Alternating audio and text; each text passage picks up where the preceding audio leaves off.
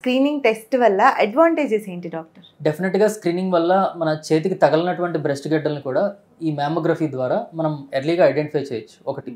రెండోది, ఈ breast mammography చేయడం ద్వారా మనం బ్రెస్ట్ క్యాన్సర్ని ఎర్లీగా ఐడెంటిఫై చేయడం వల్ల లైక్ స్టేజ్ 1 స్టేజ్ 2లని ఐడెంటిఫై చేస్తాం. దానివల్ల మనం 100% పూర్తిగా ట్రీట్మెంట్ ద్వారా క్యూర్ చేసే దానికి అవకాశం ఉంటుంది. మూడో అడ్వాంటేజ్ ఏంటి అంటే కనుక ఈ మ్యామోగ్రఫీలో యూజువల్గా చిన్న చిన్న డిటెక్టెడ్ లీషన్సే మనం ఐడెంటిఫై చేస్తాం కాబట్టి వాళ్ళకి పూర్తిగా రొమ్ము తీసేయాల్సిన అవసరం కూడా ఉండదు. So like breast conservative surgery అంటే ఆ పార్ట్ వరకే తీసి ఇంకా లింఫ్ నోడ్స్ కూడా ఏదైనా తీయాల్సి ఉంటే సెంటినల్ లింఫ్ నోడ్ బయాప్సీ అని చేసి కొంత లింఫ్ నోడ్స్ వరకే తీస్తాం.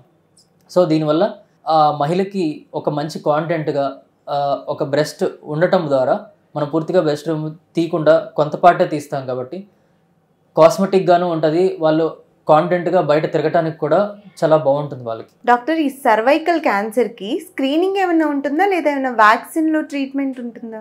రెండు ఉంటాయండి. ఈ సర్వైకల్ క్యాన్సర్ అనేది తెలుగులో మనం గర్భాశయ ముఖద్వార క్యాన్సర్ అంటాము.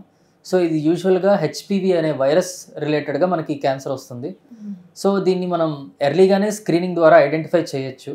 యూజువల్గా స్క్రీనింగ్ అనేది దీనిలో చేసేది ప్యాప్స్మియర్ టెస్ట్ అనేది చేస్తాం. ఈ ప్యాప్స్మియర్ టెస్ట్ అనేది ఎవరికి చేస్తాము అంటే లైక్ రిప్రొడక్టివ్ ఏజ్ గ్రూప్ ఉమెన్లో ఉన్న వాళ్ళకి చేస్తాం. ఫర్ ఎగ్జాంపుల్ 21 to 29 ఇయర్స్ మధ్య వయసులో ఉన్న వాళ్ళకి ఎవ్రీ 3 ఇయర్స్కి ఒకసారి ప్యాప్స్మియర్ చేయించుకోవాల్సి ఉంటుంది. దాని తర్వాత 30 to 60 ఇయర్స్ ఉన్న వాళ్ళకి ఎవ్రీ 5 ఇయర్స్ ప్యాప్స్మియర్ టెస్ట్ చేయించుకోవాల్సి ఉంటుంది. ఈ ప్యాప్స్మియర్ చేయించుకోవడం ద్వారా మనం ఎర్లీగానే ఈ సర్వైకల్ క్యాన్సర్ అనేది ఐడెంటిఫై చేయొచ్చు. ఇది ఎర్లీగా ఐడెంటిఫై చేయడం ద్వారా మనం క్యూర్ చేసే ఆప్షన్స్ చాలా ఎక్కువ ఉంటాయి. ఏ క్యాన్సర్కైనా సరే యూజువల్గా ఎర్లీ స్టేజ్లో ఐడెంటిఫై చేయడం ద్వారా మనం 100% క్యూర్ చేసేదానికి అవకాశం ఉంటుంది అండ్ మల్టిపుల్ ట్రీట్మెంట్ ఆప్షన్స్ అనేవి ఉంటాయి. ఒక సర్వైకల్ క్యాన్సర్ వస్తుంది లేదా వచ్చింది అని ఏ సిమ్టమ్స్ ద్వారా తెలుసుకోవచ్చు? యూజువల్గా దానికి ఒకటి వైట్ డిశ్చార్జ్ అనేది ఉంటుందండి. సో కింద నుంచి వైట్ డిశ్చార్జ్ అయ్యే అవకాశం ఒకటి, ఇంకొకటి పెయిన్ ఒకటి, during time of the sexual intercourse pain ఒకటి ఉంటుంది. సో వీటి ద్వారా మనం సర్వైకల్ క్యాన్సర్ అనేది ప్రెజెంట్ చేసుకోవచ్చు. దీని వ్యాక్సిన్ ఏమైనా ఉంటుందండి, ట్రీట్మెంట్ లేకపోతే ఎలా ఉంటుంది? అండ్ యూజువల్గా దీనికి సర్వైకల్ క్యాన్సర్కి హెచ్పివి వ్యాక్సిన్ అనేది ఇస్తామండి. ఈ హెచ్పివి వ్యాక్సిన్ అనేది ఒక సర్వైకల్ క్యాన్సరే కాకుండా వేరేటటువంటి ప్రాబ్లమ్స్ని కూడా అవాయిడ్ చేస్తుంది. ఒకటి ఓరోఫెరింజల్ క్యాన్సర్ని ఒకటి అవాయిడ్ చేస్తుంది, యానల్ కెనాల్ క్యాన్సర్ ఒకటి అవాయిడ్ చేస్తుంది, ఇంకొకటి జెనైటల్ వాట్స్ అంటే చిన్న చిన్న కురుపులు లాంటివి జెనైటల్ రీజన్స్లో వచ్చే వాటిని కూడా అవాయిడ్ చేస్తుంది.